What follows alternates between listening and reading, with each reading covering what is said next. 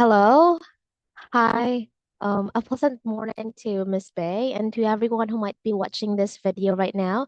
This is my presentation under the subject ELT 110 or Speech and Theater Arts. So today I'll be presenting to you the topic all about readers theater, chambers theater, and one playlet. So for those who may not know these plays and theater arts yet, I'll be introducing you just the basics or like their definition and other elements of these topics so that you will be familiar with it. And later on, I'll also be showing you a glimpse of a video so that you will really have an idea of what these are all about.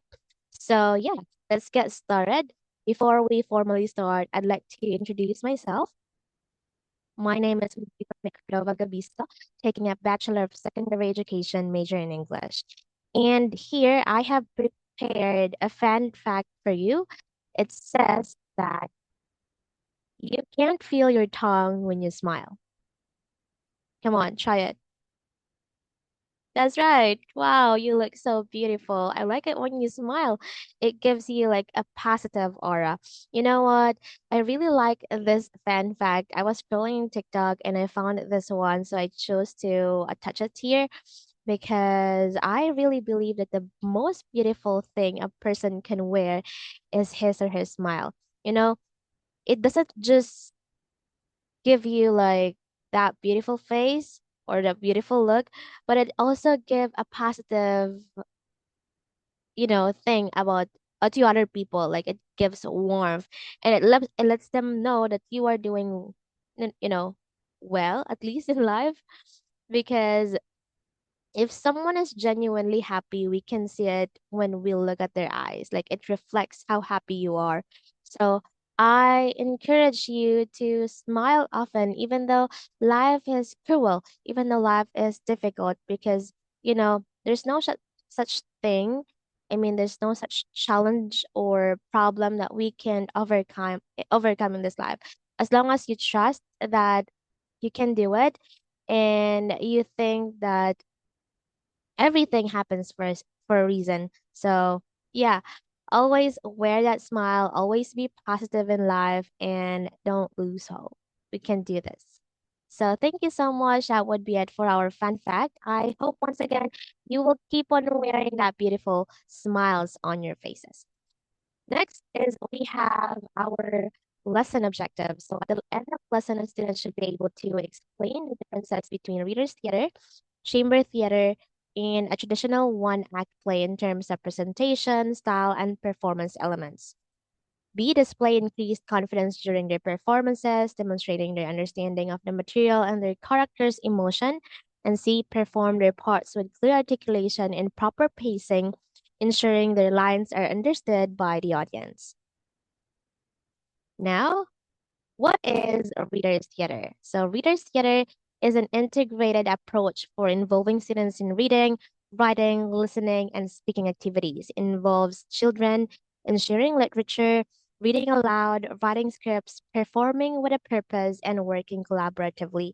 So, as you can see in our screen, I have a touch-up picture, and these are students performing a reader's theater. So, they are holding like a script or a folder with a script on it and they are reading that script. So in reader's theater, it doesn't require you to memorize everything, but it just requires you to read the script aloud with purpose and emotion. So these, in reader's theater, reading, writing, listening are, important factors when it comes to performing. So these scripts came from literature. So we really have to perform it with emotion because that is the only way that we can convey the message to our reader in a way that they understand what is going on. So, yeah, here you will be also collaborating with a group or your group mates. And yeah, reader's theater is a fun and engaging way to improve reading fluency and comprehension. So, by performing from a script. So, if you will be a teacher someday in the four corners of a classroom, and then especially under this subject, You can't just keep on lecturing.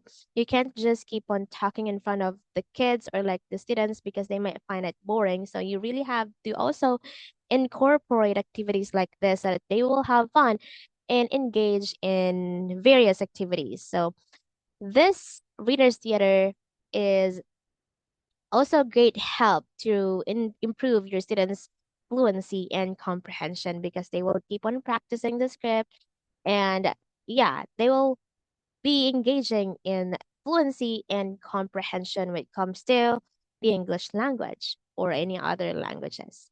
So that's the readers theater all about, like the basic definition. Next, we have this one. So, readers' theater is readers reading a script adapted from literature and the audience picturing the action from hearing the script being read aloud. It requires no sets, costumes, props, or memorized lines. Instead of acting out literature as in a play, the performer's goal is to read a script aloud effectively, enabling the audience to visualize the action. Performers bring the text alive by using voice, facial expression, and some gestures. So I can still remember last month we were asked by our professor to have or to perform a reader's theater as our performance task. And in that, our professor instructed us to find a script and perform it in front. So I learned that reader's theater is not really difficult. You just have to read a script, but not only reading the script, but you also have to, be good at reading it. You have to read it aloud. You have to read it effectively with your voice modulated, with your facial expressions and some gestures. Okay. It doesn't mean that reader's theater is only reading. You just have to read, but also make an effort. Okay. And also in reader's theater, you don't have to really prepare about other things like sets, costumes, props, or to memorize your lines because it's just like very simple. But if you also want to align your look to the theme that he chose, you can also do that minimally. Because back then when we were performing, we chose it's about a baby, like baby our theme is like abortion and we wore a baby outfit, not literally a baby outfit. We just wore white shirt and shorts and we put something like beeps here and we also brought like a Cerelac box so to align our environment to the topic or to the theme we were performing. And yeah, you also don't need a lot of props and in your sets because yeah, we just perform it inside a classroom. So that's it. Next is this one. There are benefits of using readers theater in the classroom. So readers theater helps to develop fluency repeated exposure to text. As what I've told you a while ago, we will be involving or we will be engaging in, reading a lot. So we will be exposed to English language if you are choosing that kind of language. So we will be exposed to that and we will keep on reading. So it will develop your students' fluency or yourself. Yeah, and it will also increase comprehension. Because we are reading the text, of course, we will be urged to understand, oh, what does it mean? Because you just can't, you know, read something without understanding it because you will not relate to it. So if you want to link your emotion to something that you're reading, of course, you have to understand its meaning. So it will increase comprehension. Next is to integrate reading, writing, speaking, listening in an authentic text. So these are the macro skills that we will be involving in, like the reading, writing, speaking, listening. It is also important that we apply what we read in like real life situation or authentic context. So this is also really helpful. And engage students. So students will be engaging in reading and it's a really fun and exciting way to let them be motivated to go to school because as what I've said a while ago, it's really boring that our teachers keep on lecturing and not integrating tasks or activities inside a classroom, right? So next we have create confidence and improve the self-image of students. So yeah, here we will be performing in front often, especially in readers and theater art subject. So it will allow students to build their confidence and to improve their self-image. Next, provide a real purpose for reading and also provide opportunities for cooperative learning because we will be cooperating or collaborating with a group so you can develop friendship and strong bonds with other people or with your classmates. Okay, that's it. Next is we have tips for implementing readers theater. So someday we will become a teacher. So these tips can help you if you will be having this kind of subject. First, we have model expressive reading often. Encourage your students to be expressive when it comes to reading the script because, yeah, we are allowing them to practice being expressive and not only read. Next is to introduce readers theater using prepared script. So you have to introduce what is readers theater. You have to prepare like a script. Okay, so this is what a reader's theater looks like. Look at that script, and if you want other things or if you want other topics, you can also search online, or you can also make your own script. But this is how reader's theater looks like. So that is how you give an instruction to your students so that they will not get confused. Oh, I just hear it today. What does it mean? What does it look like? So it is important that the teacher is always prepared and she or he will give like a ready-made script so that students can take a look. Next is to teach the basic steps of performance. So when it comes to teaching the basic steps of performance, you have to also give them tips or you can show them a video. And then right after showing them the video, you can explain to them what happened in that video. Okay, teach them how it will be performed. Next is to give the students lots of time to prepare. Students, especially those who are, who just know about readers theater, might not easily catch up. So you have to give them time to prepare. Next is to keep a copy of the marked script at school and send one home for parents to read and practice with their children. So you can give them a copy or a handout of that script. Next is to rehearse with the readers, providing needed direction and support regarding their interpretation, pacings, expression, volume, positions, and motion. So if you can notice that your students are not performing very well, you can rehearse them. You can help them how they can articulate the words appropriately, how they can perform it with grace. Next, as we have begin with short presentation. So we cannot just go directly to longer presentations because it is like an introduction uh yeah, it is still an introduction, so you can start by having short presentations. Next is to perform for an audience as often as possible. It is good that your students will be performing in front of an audience so they will have like the urge or the motivation to do well because people are watching them. Okay, it's not like a pressure, but it's your way of motivating them that, oh, there will be like an audience and there will be someone or people who will be watching you, so you better do it good. You better do well or perform well, right? Next is use props sparingly. As what I've mentioned a while ago, you can use props, but just minimally. You don't have to like, you know, have like super, super, super duper many props. Yeah. That's it. Next is we have selecting text for a reader's get a script. So readers there may be performed with many kinds of literature, picture books, short stories, part of novels, poetry, folk tales, works of nonfiction, newspaper or magazine articles. Not all literature, however, makes a good reader's theater script.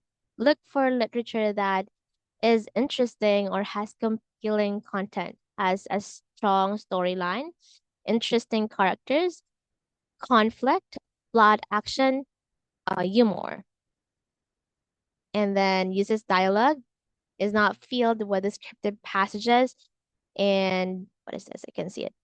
Okay, so yeah, in a reader's theater, not every literature can be used to be your reader's script. You really also have to choose something that is, engaging, something that you can relate to. And here are the tips on what script you will be choosing. First is it should be interesting, and it should have a storyline, interesting characters, conflict, plot, action, and humor. It should have dialogue and filled with descriptive passages, because some of the scripts that we can see online might not be suited to our teacher's taste. Or yeah, you also have to be meticulous of what script to choose. Okay, it should be based on your preferences. And yeah, next we have characteristics of an effective reader. So an effective reader reads with expression, proper emphasis, and clear enunciation, using his or her voice effectively to convey meaning. Pro- Projects who the audience is familiar with a part and is able to read it with fluency. So let's just start focus in here. So as a reader, you have to be expressive, and you also have to put proper emphasis. The pacing of how you read the script. You also have to be aware of pauses, and you also have to be aware of your pronunciation or your enunciation of words. Okay, because it's really important that we connect our reading to the audience so that they will follow, they will understand what we are trying to tell them. Okay. Next is to projects to the audience. Yeah, just like how you will read the script, you have to connect to your audience, and you should be familiar with the part. You really have to be prepared. You have to keep on reading it. You have to practice time by time so that you will be prepared when it comes to performing. Next, paces himself or herself effectively. The pacing of how you read it should be appropriate or should be concise. Next, uses props when employed effectively. You can use props, but again, sparingly or minimally. And then demonstrate poise and self-confidence. The most also like a beautiful thing you can wear is your confidence. It's like interconnected to your smile. If you are confident, other people can feel it, and they will love how you perform in front. So always be confident. You can do that. Next is we have, oh, it's still loading. Okay, so this is like the sample video I've searched online, and this was the script we use. I mean, the script of this is what we used during our performance, and we got a perfect score. And this is entitled Live Flights. I'm gonna give you like a glimpse of what this is like so that you will have an idea. Okay?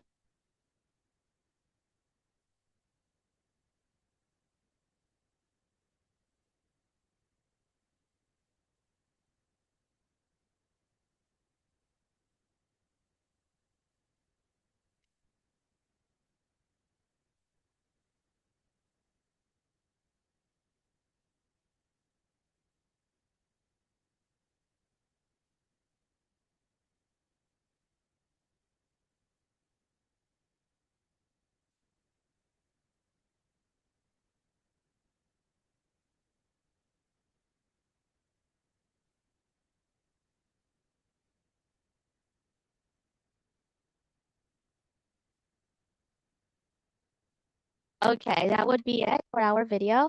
I hope that you already have an idea. They are reading the script, and at the same time, they are using their gestures and also their facial expressions. So they are wearing like a shirt there, and you can see any props other than their shirt. So the most important thing, I mean, like the important key elements of readers theater is like how you read your script, how you portray the the yourself. Like I mean, the whole performance. You should be expressive, you should be prepared, and you should use some gestures. Okay. Now let's move on to readers theater. I mean, no, chambers theater. So Chamber theater is a method of adapting literary works to the stage using a maximal amount of the work's original text and often minimal and suggestive settings. In Chambers theater, narration is included in the performance text, and the narration might be played by multiple actors. So, Chambers theater, I haven't performed something like this yet in the past, but I've watched videos and I'm not familiar with what this looks like. So, here there are narrators and they are narrating what is happening in that play or like in a theater arts. So there are also some actors who are acting what is the focus is all about. So yeah, it is adapting literary works as well. So the scripts that you have are from literary works and you use minimal amount of the work's original text. Yeah. And chamber theater was first introduced to oral interpretation classes at wait, Northwestern University in 1947 by Professor Robert S. Bean. So next we have Chambers theater actually have different kinds of perspective as it has narration. So the narrator speaks to the audience from their own perspective. So it talks about first person perspective. The narrator is typically the main character in the performance. In this perspective, the narrator can share the feelings, thoughts, and emotions of the speaker. So when we say first person's perspective, it's about the narrator. It's about you. So for example, you are the narrator, so this story that you are narrating is about you or about your perspective about your life. Next, it also have like a third person perspective. Narrator speaks to the audience and the main character is one character of a cast of characters. Any understanding of the feelings, thoughts, or emotions can only come through direct quotes of the main character or inferences based on the actions and words of all characters in the production. So here in this narration, the narrators will talk about like other people's life. The narrators will use she, he, and other pronouns to portray that this is about third person perspective. Okay. Next is we have the characters of a chamber theater. The actors portraying the characters should have insights of the personality of their character as they narrate the lines from the original text. So, yeah, of course, that you are portraying a character, you also have to get to know who this character is or who these characters are. You have to know them or have an idea of who they are holistically. I mean, not holistically, but their characteristics. Yeah. The performance is usually memorized and acted out, unlike in a reader theater. The narrator speaks directly to the audience, and the actors speak for themselves and reenact what the narrator tells. So unlike in Reader's Theater, which you will just be reading the script, here in Chambers Theater, you have to memorize it. Okay, so that you can speak directly to your audience and you can look at them an eye to eye. Next is a good plot. Chambers Theater has a good plot and also enough dialogue. Okay, next is we have this one. It's also the video I've searched online, a YouTube video, and I'm also gonna give you a glimpse of what a chambers theater looks like. We will be playing it in a while. I mean, just a short time.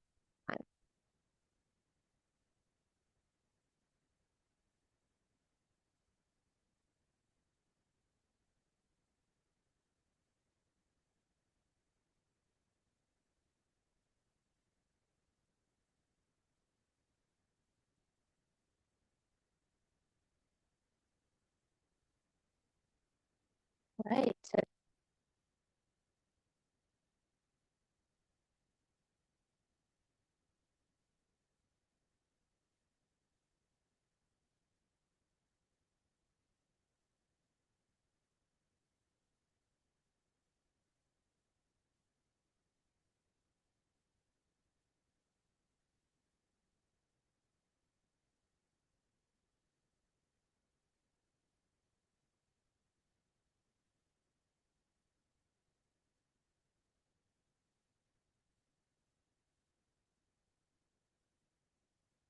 that would be it. So as what you have watched from the video, you can see the narrators right here. And then these are the actors. So the narrators memorize their script and also the actors. And what do you think? Is it a first person perspective or a third person perspective? Of course, it is a third person perspective and they are narrating these actors' lives. Okay, that's it. That's an example video of what a chamber theater is. Now let's go on to one play act or, I mean, one act play or one playlet. So a one act play is a form of drama that's written in one act as opposed to plays that are divided into several acts. It usually has a running time of between 15 minutes to an hour and focuses on a single event or problem taking place in a single setting. They present a concise, focused narrative, making them a popular choice for drama, festivals, and competitions. An example of a renowned one-act play is The Bear 1888. So yeah, I also have attached a picture of what is a one playlet or one act play is. And once again, it is just all about a single act.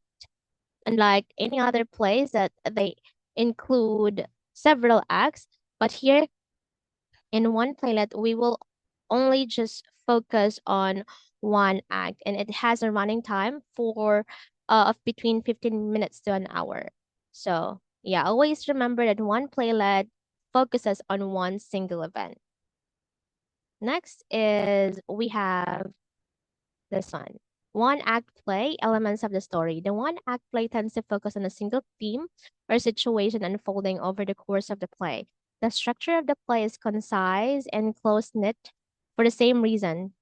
To be successful, the writer of a one act play must be careful to avoid unnecessary details and scenes. Okay, so in one act play, we will be focusing on one single theme and nothing more than that, just that theme, but this can be played again in between 15 to 1 hour. So yeah, we really also have to be careful on choosing what script to to play because yeah, we have to play it concisely. We have to also be careful of the details and scenes we play so that the audience can connect to us. And also, despite having one act plays might follow the same dramatic structure as full length plays in contrast to a full length play. These may not be distinct and elaborate in a one act play. The elements of a one act play, therefore, include a concise introduction to characters and setting, a rising action that leads to a dramatic climax, and denouement that wraps up the narrative. So, yeah, just like any other dramas or like plays, this kind of play, like the one act play or one playlet also follow a dramatic structures. Now, if you are not familiar with what dramatic structures are, is here's the um, slide for that. So, five elements of dramatic structure. It's by Freitag's model. So, Freytag delineate five elements or components of dramatic structure: the introduction, rising action, climax, falling action, and denouement or resolution. One act plays also have a fewer number of characters, and the character development might be limited due to constraints, time, and space. So in our dramatic structure, it's like basic. We have introduction, rising action, climax, falling action, and denouement or our resolution. So we have to follow these structure so that our script will be concise and appropriate. So in one act play, we only have few characters because once again, we are only focusing on a single event. So our characters will be limited. Now I'm gonna also be showing you a video of what a one that look like. So here's the video loading. Let's click here.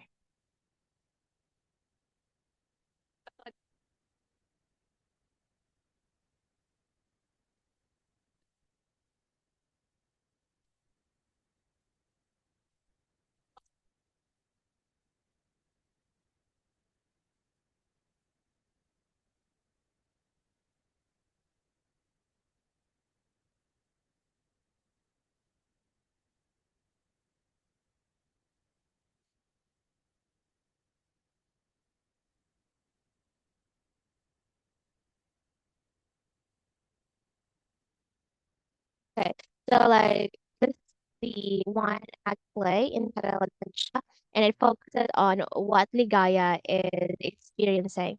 So this is single theme, and the focus is all about the experiences of Ligaya. So hopefully you already have an idea of what a writer's theater, a chamber theater, and a one act play are all about, and understand them better now. Yeah, so I guess that would be all for our introduction or like, understanding what these theater plays are or what these plays are like. Yeah, but if you guys have questions, you can just ask me on Facebook. But now let us go on to our quiz. But yeah, let's just have a glimpse. I'm gonna be sliding it. It's our number one, number two, number three, number number three. What is that? Four, five. I think that would be all for our presentation. I hope you guys learned something, and I'll see you again soon. Bye bye. Thank you so much.